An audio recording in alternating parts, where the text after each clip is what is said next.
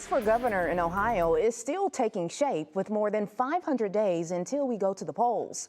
Currently, there is only one candidate running as a Democrat. That's Dr. Amy Acton.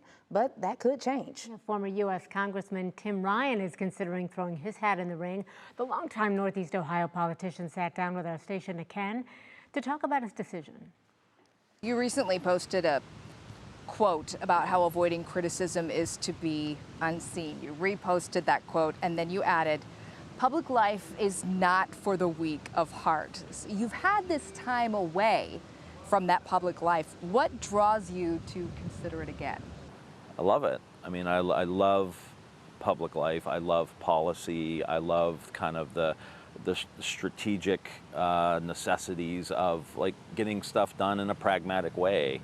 I mean, that was what I did as a congressman. I was always working with the business community to try to rebuild downtown Youngstown or downtown Warren or downtown Akron and working together. And I love being in the middle of all that. My work today reflects that somewhat.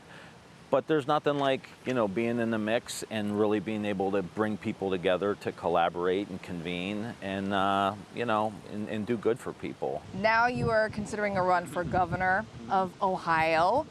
Where are you in your decision, and what are the biggest factors for this as you consider this? Will you run? Yeah, I'm still processing. I'm not really in any super big hurry to make a decision.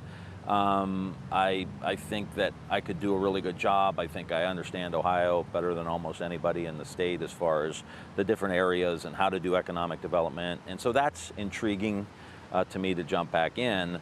But really, my family life has changed in the last 3 years for the better. I'm coaching my kid in football and basketball. I got way more time with my wife. We're able to travel a little bit.